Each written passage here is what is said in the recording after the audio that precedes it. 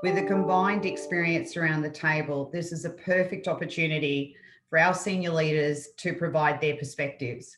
To start, I would like to ask each member of our panel today to provide a short overview on the work their organisations are undertaking on strategies for advancing the manufacturing industry. Ross, welcome. Your thoughts and where's ACCI at with, I suppose, manufacturing and skills needs?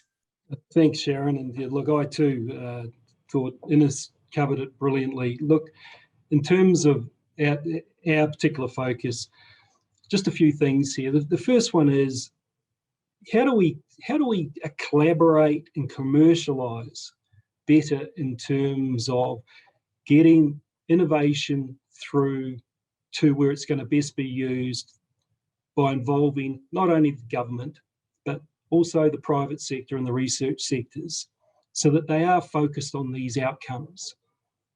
So we're doing a wee bit of work there in terms of ideas for bringing about the collaboration through to commercialisation, which is going to be fundamental to making significant advances in the area of manufacturing.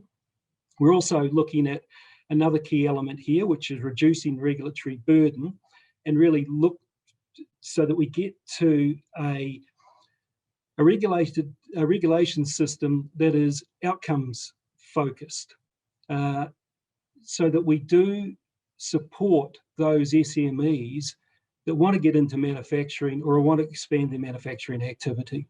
We don't need barriers. What we need is people to be able to seek out and take up the opportunities that are going to be presented to them. The obvious other one is looking at our ability to provide competitive pricing on energy. So once again, how do we get government, regulation and markets to work better to achieve those outcomes? Because energy is at the heart of this. And picking up on Ines's point, and I think it's a really good one about, let's stop talking about digital economy. Let's talk about economy and just accept the fact it's going to be digital. Well, getting to that point is energy intensive. So this is where advanced economies are going anyway.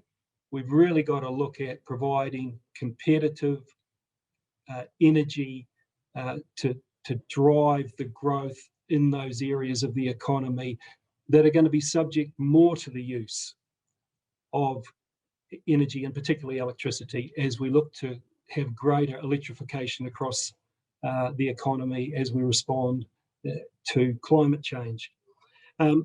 Education, skills and training. Look, I'm not going to repeat what Ines has already said, but what I'm going to say is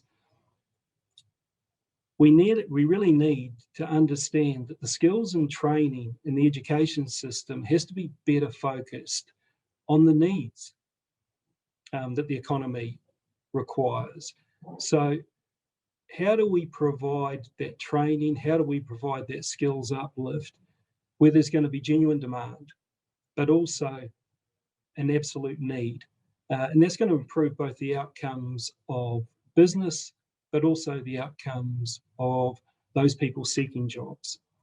And with respect to that more specifically, how do we make better use of things like apprenticeships, whereby there's different forms, there's different opportunities available for people to get the training and the skills uplift they need, that is going to not only get them in terms of the formal qualification, but the job-ready qualification.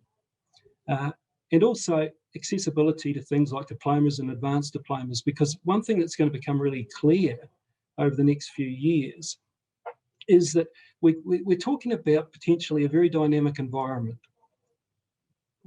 The skills that are needed aren't sort of going to be set in place. They're going to be emerging, they're going to be changing. So we've got to have a system that really caters for that flexibility, caters for that constant need to be upskilled in a way that is not going to actually be a burden to the system, but deliver those skills where they're needed, when they're needed. I think in terms of the other sort of areas, I mentioned about the digital side, which is really important. The other one is materials efficiency. It's going to be another theme that's going to flow right through the advanced manufacturing side, but I'd say the economy far more broadly. You know, we're seeing circular economy becoming more prominent in thinking, particularly coming out of the Northern Hemisphere. OECD is doing a lot of work on it.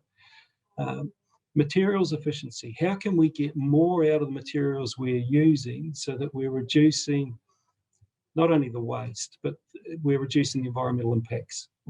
And that opens up a whole set of skills that are going to be required. And that flows right through the supply chain. So it's not just demand for this stuff, it's how we actually produce it and produce what's going to be acceptable. So look, you know, we're looking at this in terms of the advanced manufacturing side of things as touching on a full suite of policy areas.